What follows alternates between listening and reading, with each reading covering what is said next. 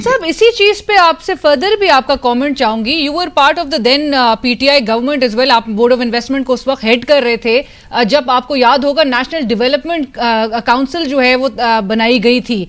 उसमें उस वक्त के आर्मी चीफ जो है वो उसके बतौर एक मेंबर उसमें शामिल किए गए थे और बड़ा तनकीद उस वक्त भी की गई थी कि एक डेमोक्रेटिक गवर्नमेंट ने इदारे को जो है इसमें शामिल कर लिया गया। अभी SIFC although it's a very good initiative perhaps, और जिस तरह से कहा जा रहा है कि हमारे अनटैप्ड पोटेंशियल को कैपिटलाइज करेगा वो तमाम दीगर शोबों में, लेकिन NDC की उस वक्त की क्या अचीवमेंट या हमारी एक हिस्ट्री ऐसी क्यों नजर आती है that we are habitual of creating and then recreating forums and bodies and authorities, और उसका रिजल्ट जो है वो अनफॉर्चुनेटली कुछ नजर नहीं आता। क्योंकि हमारी इकोनॉमिक ग्रोथ को अगर हम देख लें, इंडिया कहां से कहां 2008 के बाद से निकल गया है with foreign direct investment somewhere around, मतलब कितना उनका एक क्वांटम नजर आता है एक हायर स्केल पे, और हमारे यहाँ पर हम 6% की मतलब वो एवरेज भी ग्रोथ नहीं रख पा रहे हैं फॉर द लास्ट 15 ईयर्स। जी Leena, on a lighter tone अंग्रेज ये कहते हैं कि जब हमने काम को कॉम्प्लिकेट करना हो तो हम एक कमेटी बना देते हैं और जब हमने बिल्कुल ना करना हो तो हम एक कमीशन बना देते हैं। नाउ द क्वेश्चन इज कि जो नई नई लेयर्स हैं उनको बनाना सोल्यूशन नहीं है। SIFC एक अच्छा कदम इसलिए है कि हमारी हुकूमत इतनी फ्रेगमेंटेड है और कैपेसिटी कम है कि एक मजबूत ओवरसाइट बॉडी है जैसे पहले बना था नेशनल डेवलपमेंट कमीशन, अगर वो रियली कुछ चीजों को पुश करे तो शायद ब्यूरोक्रेसी उसको रेजिस्ट ना कर पाए। लेकिन at the end of the day जिसने ट्रांजैक्शंस करनी है वहां ट्रांजैक्शंस मैनेजर्स चाहिए, इंजीनियर्स चाहिए, इन्वेस्टमेंट बैंकर्स चाहिए, इकोनॉमिस्ट चाहिए। वो स्पेस कहां है? देखिए ना, जिन्होंने ये डील्स करनी है, वरना तो हमारी नेगोशिएशन अगर यही ब्यूरोक्रेसी कर रही होगी तो I would worry about asset pricing, I would worry about legal issues.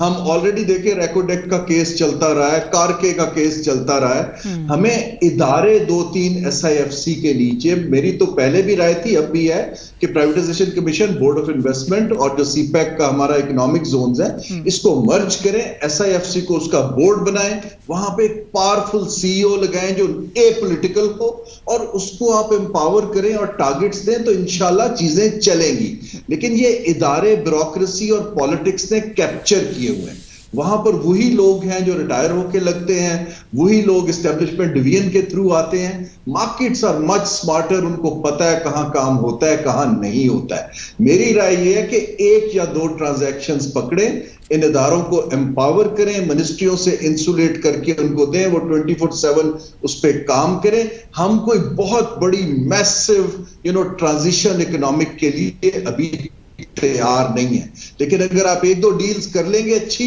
जो वर्ल्ड क्लास होंगी, दुनिया का एतबार बहाल होगा और काम आगे चलना शुरू हो जाएगा, जो हम सबकी दुआ है। अभी ये है कि इतने कम इकोनॉमिक ग्रोथ के ऊपर ना तो हम टैक्स कलेक्ट कर पाएंगे, ना हम यूथ को जॉब्स दे पाएंगे। उसके जो इम्पैक्ट सोसाइटी के ऊपर सोशल और इकोनॉमिक आते हैं वो अलग है। राइट हारून साहब, कतकलामी की माफी, लेकिन इसी से इसी से एक जुड़ा आखिरी सवाल आपसे, और जो आप अब निशानदी करें कि चैलेंजेस अगरचे मौजूद हैं, गुज़िश्ता साल और इस साल भी एक ब्रेन ड्रेन की सिचुएशन है। People, families have left the country in despair, in hopelessness, जो कि इस वक्त एक अनसर्टेनिटी, हम जिस तरह बात भी करें सिचुएशन में कि हालात बेहतर होंगे नहीं होंगे, कैसे कन्विंस किया जाए लोगों को not to leave the country, मुल्क छोड़ के ना जाए, आगे सिचुएशन बेहतर हो सकती है? देखिए, लोग खाली बातों से कन्विंस नहीं होते हैं, हमें बड़ा क्लियरली दिखाना होगा थ्रू सम पॉलिसी इंटरवेंशंस कि हम to reach out to youth बड़े संजीदा है। सबसे पहले तो यह है कि पॉलिसी मेकिंग के अंदर कुछ यंग फेसेस को, लड़के लड़कियों को लाएं।